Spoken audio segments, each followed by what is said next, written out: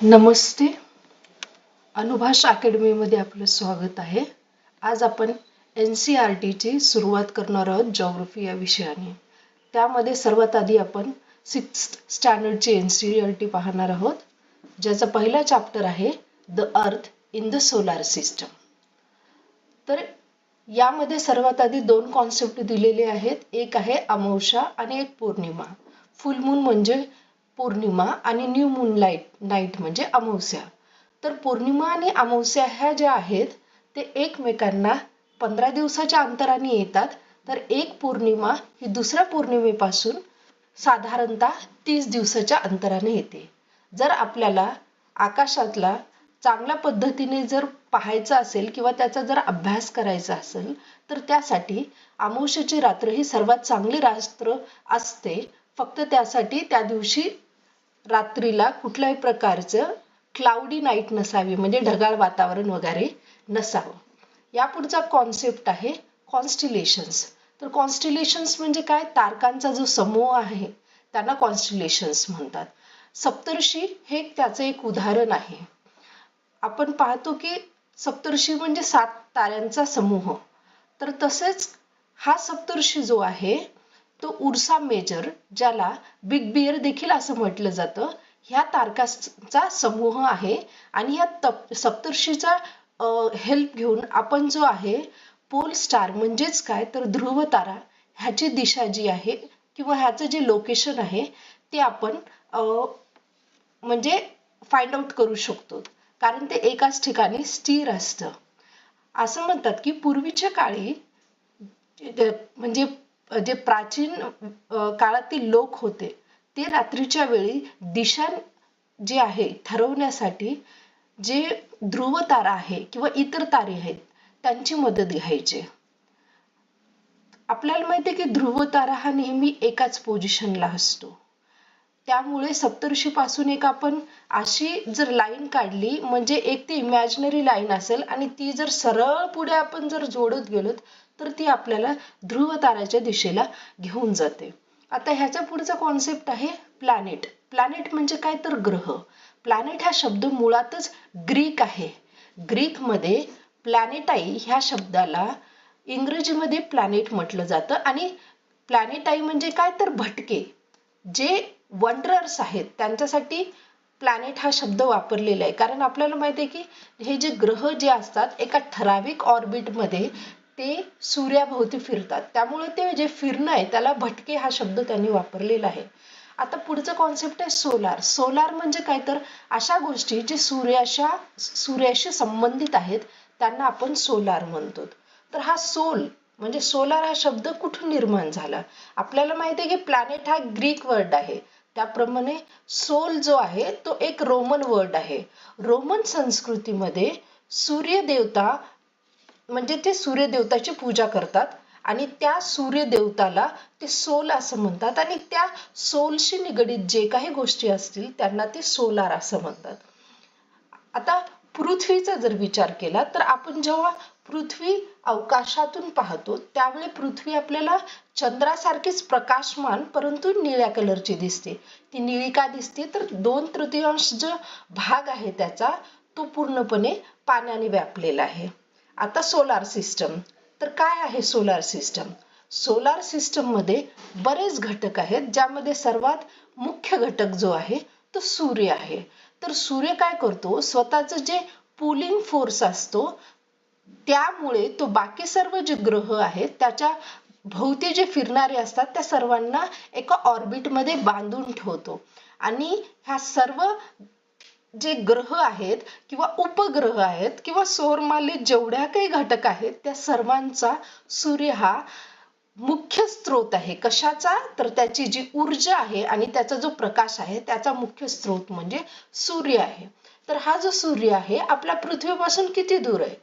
तर तो पृथ्वीपासून 150 मिलियन किलोमीटर दूर एवढा आहे. तर सौरमालेमध्ये टोटल किती ग्रह आहेत? सौरमालेमध्ये एकूण 8 ग्रह आहेत आणि ते आहेत मर्क्युरी, व्हीनस, अर्थ, मार्स, ज्युपिटर, सॅटर्न, युरेनस आणि नेपच्यून. तर ह्यांचा क्रम कसा लक्षात ठेवायचा, तर त्यासाठी NCERT मध्ये कोड दिलेला आहे. My very efficient mother just served us nuts. तर असं म्हणतात की हे जे 8 प्लॅनेट्स आहेत हे सूर्यापासून जवळ असल्यामुळे आपण त्यांना सोलार सिस्टमचा पार्ट कन्सिडर करतो. परंतु ऑगस्ट 2006 पर्यंत अजून एक ग्रह होता ऑगस्ट 2008 पर्यंत अजून एक ग्रह नाही 6च बरोबर आहे. ऑगस्ट 2006 पर्यंत अजून एक ग्रह होता ज्याचं नाव होतं प्लुटो. हा सुद्धा सौरमालेचाच एक ग्रह समजला जायचा. परंतु त्यानंतर इंटरनॅशनल ॲस्ट्रॉनॉमिकल युनियन जे आहे त्यांनी असं ठरवलं की हा जो आहे ह्या ग्रह सूर्यापासून खूप दूर आहे आणि त्याला ग्रह म्हणणं कन्सिडर करणं योग्य होणार नाही. त्यांनी त्याला डॉर्फ प्लॅनेट हा कॉन्सेप्ट दिला आणि सूर्यमालेतून 9 ऐवजी 8च ग्रह आहेत असं त्यांनी ठरवलं.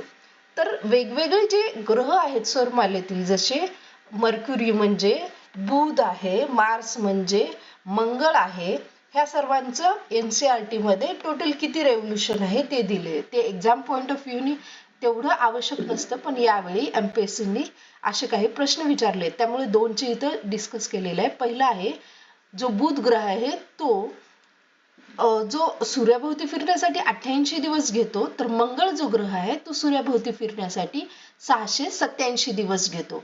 परंतु पृथ्वीसारखंच तो स्वतःभोवती फिरण्यासाठी 1च दिवस घेतो आणि त्याचे स्वतःचे 2 चंद्र आहेत.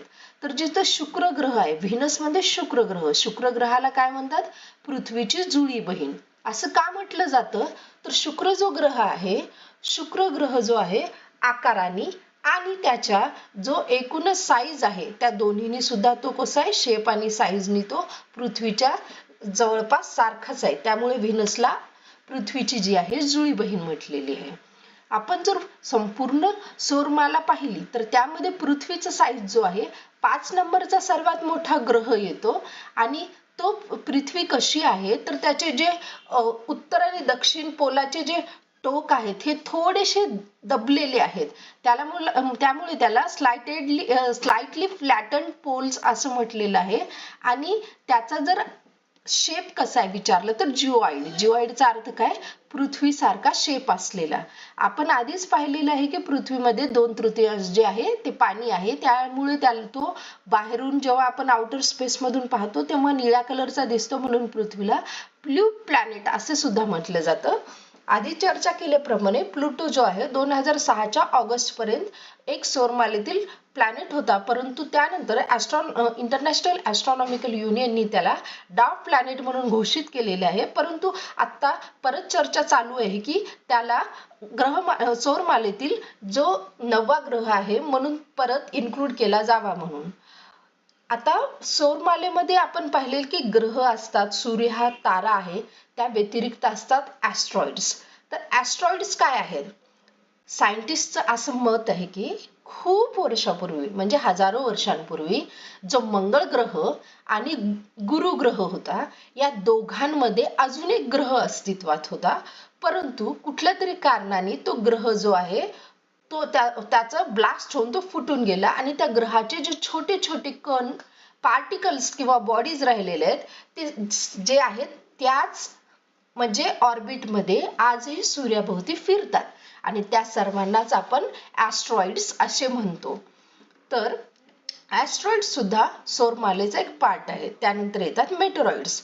तर मेटेरॉइड्स म्हणजे काय, दगडांचे जे छोटे छोटे तुकडे आहेत ते, पण कसे ते आहेत अवकाशामधले तुकडे.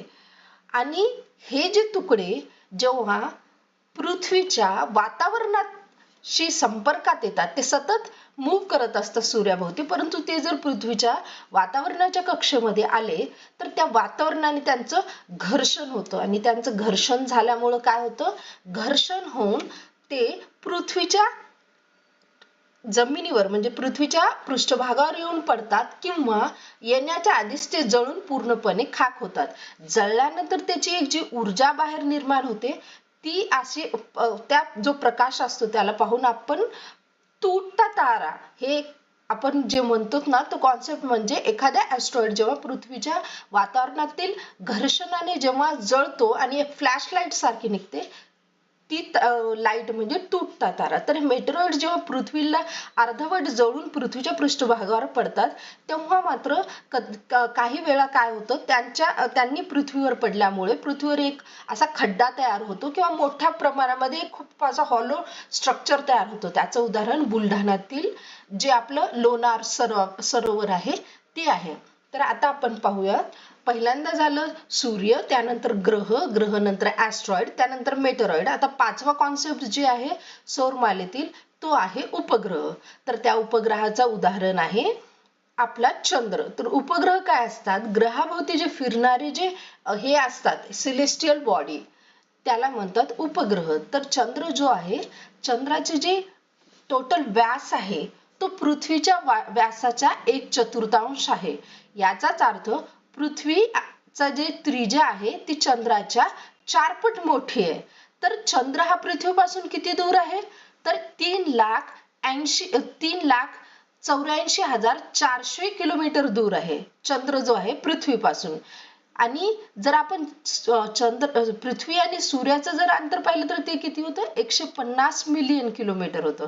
त्या तुलनेमध्ये चंद्र हा पृथ्वीच्या खूप जवळ आहे, तो फक्त 3,84,400 किलोमीटर दूर आहे. आणि चंद्र जो आहे तो आपण पृथ्वीहून जेव्हा पाहतो तेव्हा आपल्याला चंद्राचं फक्त एकच बाजू दिसते, संपूर्ण चंद्र आपल्याला दिसत नाही. संपूर्ण चंद्र म्हणजे काय, आपल्याकडे जर एखादा बॉल असेल तर तो बॉल आपल्याला कसा दिसतो, पूर्ण गोल दिसतो, म्हणजे त्याचं स्पेरिकल नेचर आहे ते पूर्ण आपल्याला दिसतं. परंतु चंद्र तसा का दिसत नाही, तर चंद्र जो आहे स्वतःभोवती फिरण्यासाठी त्याच पद्धतीने तो पृथ्वीभोवती फिरण्यासाठी साधारणतः सारखाच काळ घेतो. म्हणजे त्याचं पिरियड ऑफ रेव्होल्यूशन आणि पिरियड ऑफ रोटेशन जो असतो, परिभ्रमणचा जो काळ आहे तो दोन्ही 27 दिवसाचा असल्यामुळे चंद्राची केवळ एकच जी बाजू आहे ती पृथ्वीच्या पृष्ठभागावरून आपल्याला दिसते. आणि त्यामुळे आपल्याला तो स्पेरिकल न दिसता तो आपल्याला एक असा फक्त एक 2D पिक्चर टाइप दिसतं. त्यानंतरचा कॉन्सेप्ट आहे गॅलेक्सी. गॅलेक्सी म्हणजे काय असते, गॅलेक्सी मध्ये असे अब्ज असे सौरमाला आहेत आणि अशा कित्येक दशलक्ष अशा त्यामध्ये काय आहेत गॅलेक्सी मध्ये, नाही म्हणजे युनिवर्स मध्ये अशा लक्ष असे हे काय आहेत गॅलेक्सीज. तर गॅलेक्सी म्हणजे काय असते, जे जशी सौरमाला जी आहे ती कशाची, ग्रहांची आणि ताऱ्यांची बनलेली असते, तशी भरपूर अब्जावधी ताऱ्यांची मिळून गॅलेक्सी बनलेली असते. आणि तारे म्हणजे ताऱ्यांचे पूर्ण सौरमाला सोबतच आली. तर आपली जी पृथ्वी जी आहे किंवा आपला जो सूर्य आहे तो कुठल्या गॅलेक्सी मध्ये आहे, तर तो आहे मिल्की वे गॅलेक्सी. मिल्की वे गॅलेक्सी म्हणजे काय, ज्याला आपण मराठीमध्ये आकाशगंगा असे म्हणतो. तर आकाशगंगाला काय म्हणतात की अवकाशामध्ये अशी एकदम दुधाच्या सारखी एकदम प्रकाशमान पांढरं जे असा एक ब्रॉडबँड जो वाहत चाललेला आहे ते म्हणजे आकाशगंगा. आणि त्याला आपल्या प्राचीन काळी प्रकाशाची विहीर असं म्हटलं जायचं. आणि आपण पाहिलेलं आहे की युनिवर्स खूप मोठा आहे, असं म्हणतात की युनिवर्स हे सतत वाढत चाललेलं आहे, ते किती मोठं आहे ते अजून आपण त्याचं प्रॉपर असं आपण त्याचं आकलन करू शकलेलो नाहीत. परंतु त्यामध्ये असे अब्जावधी तारे आहेत, त्याचबरोबर डस्ट आणि गॅसेस यांचे खूप सारे क्लाउड्स आहेत आणि त्याचबरोबर कित्येक दशलक्ष अशा गॅलेक्सीजनी बनलेली हे युनिवर्स आहे. तर इथं जो आहे आपला NCERT जिओग्राफीचा जो पहिला चॅप्टर आहे तो चॅप्टर समाप्त होतोय. दुसरा चॅप्टर आपण उद्या पाहूया. थँक्यू.